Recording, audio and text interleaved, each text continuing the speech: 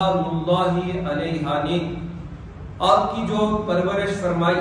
اور آپ کی برکتیں جو قبیلہ بنی سعد کو نصیب ہو کہ حضور علیہ السلام کی رضائی والدہ اماں حلیمہ سعدیہ انہیں کیا کیا نعمتیں ملی، قبیلہ بنی سعد کو سرسبز و شادابی ملی، بیماریوں سے شفا یابی ملی اور آپ کے سراپائے وجود سے اللہ تبارک و تعالیٰ نے ہر گھر کو معطر فرما دیا، ہر گھر کو اللہ تبارک و تعالیٰ نے مہکا دیا۔ تو آپ کی پرورش کا سلسلہ جاری اور حضور علیہ السلام 2 سال پرورش فرمانے کے بعد جب دوبارہ مکہ المکرمہ تشریف لائی اماں حلیمہ سعدیہ اور آنے کے بعد پھر حضور علیہ السلام کی دادا جان کو اور والدہ ماجدہ کو رو رو کر گزاریاں پیش کی کہ ہمیں کچھ دن اور حضور علیہ السلام کی اس بچے کی کفالت دی جائے، اور آپ کے بے حد اصرار پر جب دوبارہ آپ کو خوشیوں اور شادمانیوں کی حد نہ رہی، دوبارہ گئی، اور جسے بیان کیا جاتا ہے کہ حضور علیہ السلام کی رضائی والدہ ماجدہ ہے، وہ ان کے ساتھ جو لاڈ کرتی، جو پیار کا اظہار فرماتی، آپ کے رضائی والد محترم اور حضور صلی اللہ علیہ وآلہ وسلم کی رضائی ہمشیرہ شیمہ جو حضور علیہ السلام کو اپنے گود مبارک میں اٹھاتی، وہ کہتے ہیں بچوں کو لوریاں سنانا، تو وہ لوریاں سناتی اور ساتھ اشعار پڑھتی، اور یہ سمجھ لیں کہ آپ کے سراپا وجود کی وہ برکت کی وہ دعائیں ایک پیش کریں، یا ربنا ابقِ لنا محمدن حتی اراہ یافیاً او امرتا، وہ دعائیں کرتی ہیں کہ اللہ تبارک و تعالیٰ اے ہمارے رب حضور صلی اللہ علیہ وآلہ وسلم کو ہمیشہ سلامت رکھنا، حتی اراہ یافیاً او امرتا، یہاں تک کہ میں انہیں ایک خوبرو اور نوجوانی کی حالت کے اندر اپنے بھائی کو دیکھو، ثم اراہ سیدا مسودا، اور کہتی ہیں وہ اپنے لوری دیتی ہیں تو سارے محبت میں کہتی ہیں کہ میں حضور صلی اللہ علیہ وآلہ وسلم کو دیکھوں، اس حال میں دیکھوں کہ پورے کائنات کا آپ سردار ہو، سرداری کی حالت میں آپ کو دیکھوں، پوری دنیا میں آپ کا نام مبارک ہو، پوری کائنات میں آپ کی سرداری ہو، وَأَقْبِضْ أَعَادِهِ مَعُوًا وَصَدًا، کہ آپ کے جتنے بھی حاسدین ہیں اور جتنے بھی عادی ہیں دشمنان ہیں وہ سب کے سب ذلیل اور رسوا۔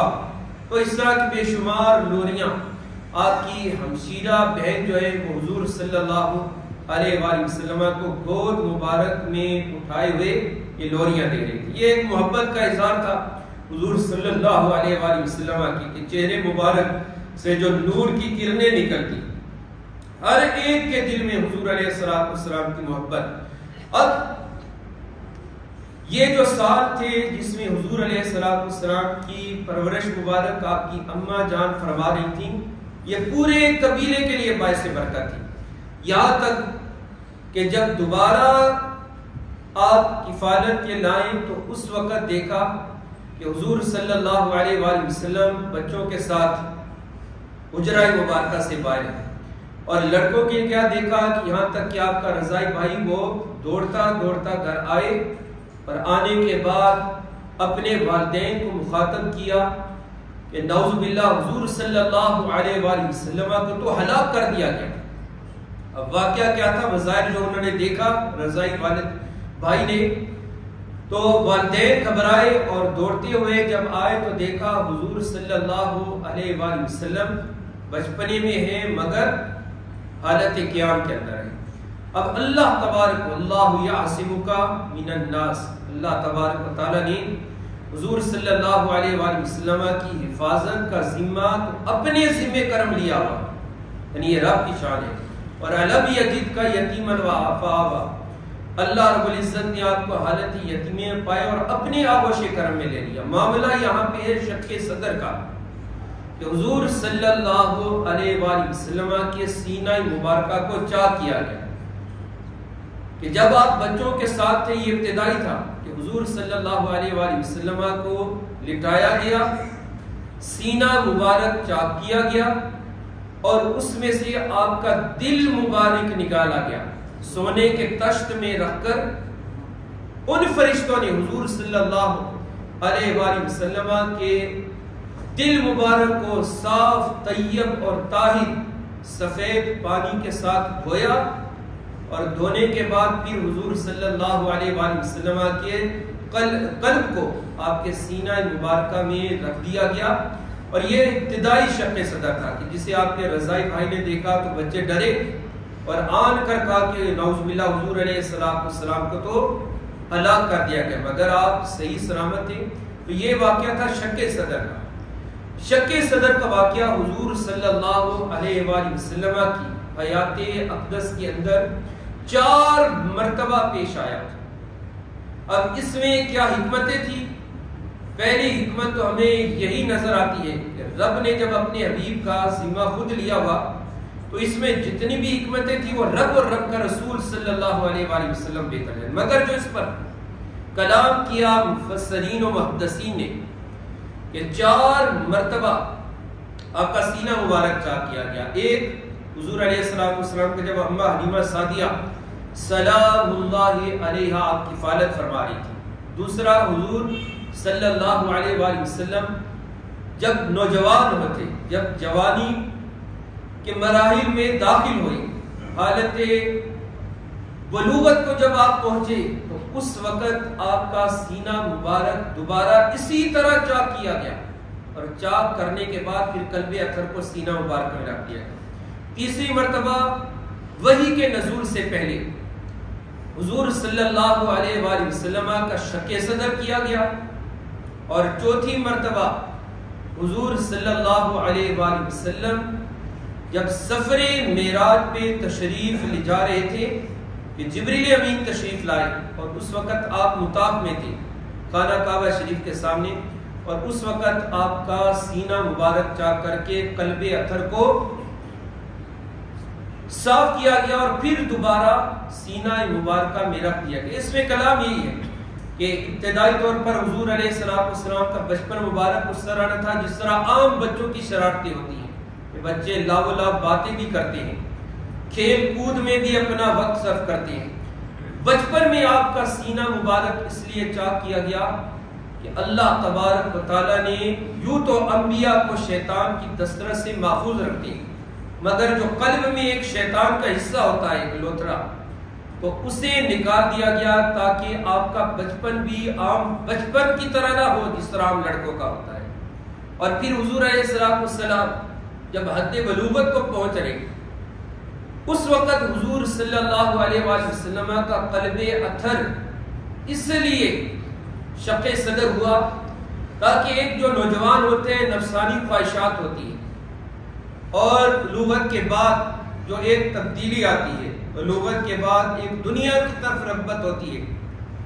تو اس بے رغبتی کے لیے اور ان تمام نفسانی خواہشات سے بچانے کے لیے اللہ تبارک و تعالیٰ نے پھر آپ کے سینہ مبارکہ کو چاک کیا گیا۔ اور تیسری مرتبہ وحی کے نزول سے پہلے اس میں حکمت یہ کہ وہ رب کائنات جس نے فرما دیا کہ لو انزلنا هذا القرآن على جبل لرأيته خاشعا متصدعا من خشیۃ اللہ، یہ قرآن مجید جس کا نزول ہونے والا ہے حضور علیہ السلام کے قلب مبارک میں، اگر یہ کسی پہاڑ پر بھی نازل کیا جاتا تو وہ بھی اس کی تاب نہ لاتے ہوئے ریزہ ریزہ ہو جاتا، یعنی یہ وحی کا بوجھ کوئی معمولی نہ تھا۔ تو اس لیے اس وحی کے بوجھ کو اٹھانے کے لیے، اس وحی کی جو امانت تھی اسے کما حقہ عوام تک پہنچانے کے لیے، دنیا تک پہنچانے کے لیے، اس وحی کے لیے حضور صلی اللہ علیہ وآلہ وسلم کا شق صدر کیا گیا۔ اور چوتھی مرتبہ حضور صلی اللہ علیہ وآلہ وسلم کا شق صدر اس لیے کیا گیا، یہ حکمتیں تو رب ہی جانے، مگر جو کلام کیا گیا، اب جو سفر معراج ہو رہا ہے کہ حضور صلی اللہ علیہ وآلہ وسلم لباس بشریت کے اندر ہے، اور اب یہاں سے جو نورانی سفر شروع ہونے والا، اور وہ سفر کہ جس کے متعلق اللہ تبارک و تعالیٰ نے حضرت موسیٰ علیہ السلام کو بھی ارشاد فرمایا لن ترانی ولکن انظر الی الجبل فإن استقر مکانہ فسوف ترانی، کہ اے موسیٰ تم نے ہمیں دیکھنے کی ایک خواہش تو کر دی، مگر ہم اپنے انوار اور تجلیات کی ایک تجلی صرف اس پہاڑ پہ ڈالیں گے اور کوہ طور پر، اور اگر